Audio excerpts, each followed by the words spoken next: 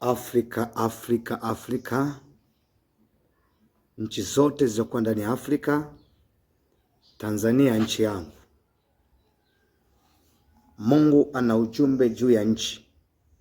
Naomba tusome pamoja tuelewe nini maana ya haya maandiko. Mungu anasema nini juu ya nchi?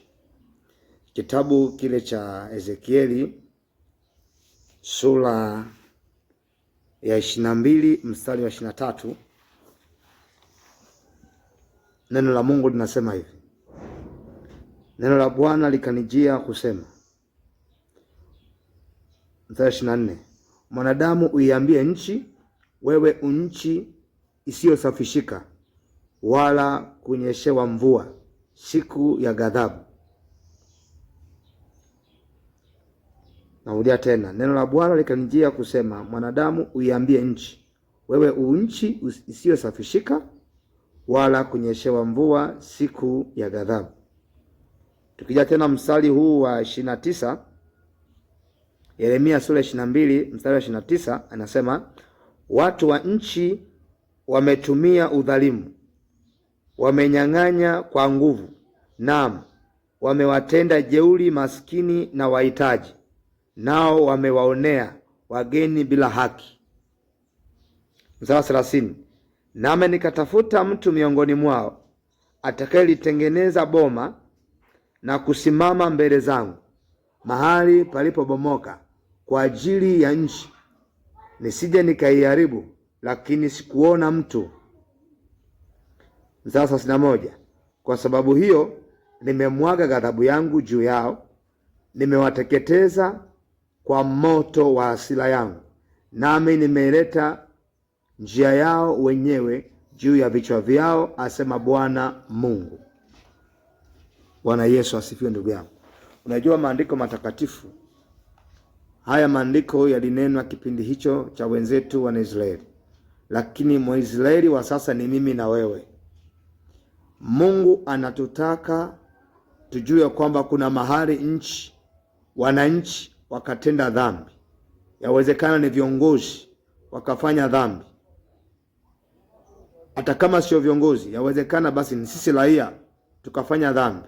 Sasa Mungu akishauona uovu, maana maandiko yanasema atendaye dhambi afanya uasi. Kwa hiyo kama dhambi ni uasi, maana yake ni kama tunasema Mungu, sisi wananchi wa Tanzania au wananchi wa Afrika hatujaumbwa na Mungu, maana yake tunajitenganisha na Mungu. Sasa kama tunajitenganisha na Mungu, maana yake ghadhabu ya Mungu inataka kuwaka juu yetu. Sasa nani atakayeweza kutuokoa na hiyo ghadhabu? Mungu anatafuta mtu. Mungu anatafuta watu watakaojitoa kwa ajili ya kuiombea nchi, watakaojitoa kwa ajili ya kuomba rehema mbele za Mungu, ili Mungu asamee uovu kwenye nchi. Kwa sababu kama hakuna watu, maana yake Mungu, mstari wa 31 anasema, kwa sababu hiyo nimemwaga ghadhabu yangu juu yao, nimewateketeza kwa moto kwa hasira yangu, nami nimeleta njia yao wenyewe juu ya vichwa vyao, asema Bwana Mungu. Kwa sababu kama wananchi tumeendekeza, tunaona mipira ni jambo la maana, tunaona masuala ya kubeti ni mambo ya maana, yanatupotezea muda wetu. Tunaona kwenda kwenye harusi ni jambo la maana, tunakaa kwenye harusi, tunasherehekea harusi muda mrefu, lakini wakati wa kutulia kumomba Mungu, kuiombea nchi, huna nafasi. Sasa yakija kutokea mabaya, usiwe wa kwanza kulaumu, usiwe wa kwanza kutupia lawama kwa viongozi, kwa sababu viongozi nao ni wanadamu.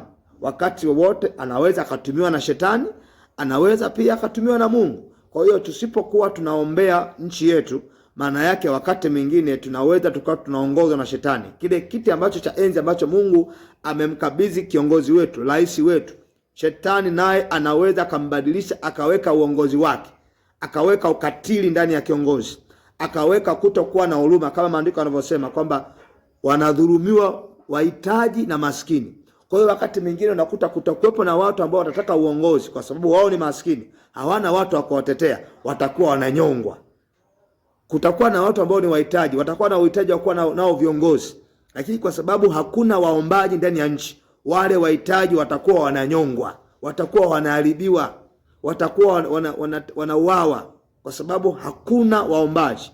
Lakini kama nchi tumesimama kumomba Mungu, tukaombea uongozi, tukaombea hata uchaguzi wa nchi, iwe nchi yote ndani ya Afrika, tukiwa tuna watu ambao wanajua kuomba mbele za Mungu, maana yake Mungu aliomba mbingu na nchi, ataiponya nchi yetu na atatusamehe maovu yetu, na ndipo nchi yetu itakapoweza kuwa salama, kwa sababu hakuna mwanadamu anayeweza kuitengeneza amani mahali popote.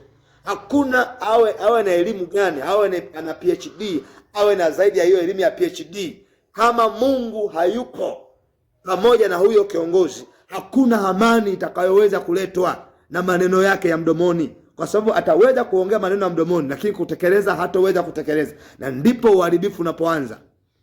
Kwa hiyo watumishi wa Mungu, tutambue kwamba tupo nyakati ambazo tunahitaji tumwombe Mungu kwa pamoja. Iwe ni dini gani, maadamu wewe unamkiri Yesu kwa Bwana Mwokozi, au uwe nje ambao umkiri Yesu kwa Bwana Mwokozi, una dini yako, kama unaamini Mungu anakusikia katika imani yako, ni wakati wa kumwomba Mungu kwa kushirikiana kwa pamoja, ili nchi yetu iweze kuwa na amani.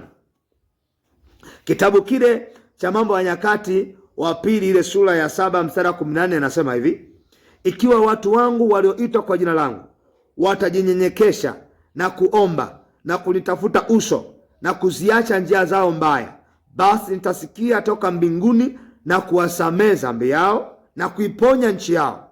Ikiwa watu wangu walioitwa kwa jina langu watajinyenyekesha na kuomba na kulitafuta uso na kuziacha njia zao mbaya, basi nitasikia toka mbinguni na kuwasamehe dhambi yao na kuiponya nchi yao. Kwa hiyo Mungu bado tena anatoa mwaliko, ikiwa watu wake tuliokuwa tumeitwa kwa jina lake, endapo tutachukua jukumu la kujinyenyekesha, iwe ni kwa kufunga na kuomba, iwe ni kwa kuamka usiku na kuiombea nchi, tena kwa kutanguliza kuomba rehema mbele za Mungu, tukiomba rehema kwa kumaanisha Mungu aliye mwingi wa rehema ataturehemu. Maana yake Mungu akitatusamehe makosa yetu, maana yake akishatusamehe unakuwa ni mlango tena wa kututendea jambo lingine la muujiza la kuiponya nchi yetu. Lakini kama tunaendelea kuishi tunasali, lakini sio watu wa kuombea nchi, tunaombea mambo yetu, tunaombea biashara zetu, tunaombea watoto wetu, tunaombea wake zetu na waume zetu, lakini kama hatujakumbuka nchi, iko siku mabaya yatainuka kwenye nchi, hatutoweza kuyazima, kwa sababu tutakuwa tayari tumechelewa. Na ndipo Mungu anasema katika kitabu kile cha Ezekieli 22:31, anasema atatuletea mabaya yetu yatarudia sisi wenyewe, matendo yetu yatakuja juu ya vichwa vyetu. Maana yake tabia zetu, kule kuto kumheshimu Mungu, kule kuto kuiombea nchi, Mungu ataona kama tumefanya jeuri, tumefanya dharau. Kwa sababu Mungu alivyotazama Tanzania, alivyotazama nchi yako ya Afrika, nchi yote, iwe ni Kenya, iwe ni Uganda, iwe ni Somalia, kwa sababu wewe ni Msomalia, hujaweza kuiombea nchi yako, Mungu anaona hautakii mema nchi yako. Kwa hiyo chochote kitakachokuja kwako, usilaumu kiongozi, usimlaumu mtu yoyote. Jukumu la kuleta amani ni la mimi na wewe. Mimi na wewe ndio tunaochagizwa kuleta amani. Tunapaswa kuambatana kuleta amani ya nchi. Kama tuiombei nchi yetu, maana yake tunaipiga teke amani sisi wenyewe, wala si viongozi wanaoipiga teke amani. Amani inaletwa na mimi na wewe. Wewe mtu wa Mungu unayeomba, ombea amani ya nchi yako. Ombea amani ya nchi yako, ikiwezekana hata kwa machozi. Muombe Mungu mfalme wa amani. Muombe Mungu mfalme wa amani aweze kukaa kwenye nchi yako, aweze kuleta amani kwenye nchi yako. Ndiye atakayeweza kubadilisha moyo, ndiye mwenye kuweza kubadilisha roho ya mwanadamu, hata kama ni mwanadamu ni katili kiasi gani. Lakini tukiendelea kuombea uongozi wa nchi, tukiendelea kuombea amani kwenye wilaya, kwenye kila jimbo, hata uchaguzi unapokuja, hakutokuwa na uharibifu wa kusababisha kumwaga damu za watu.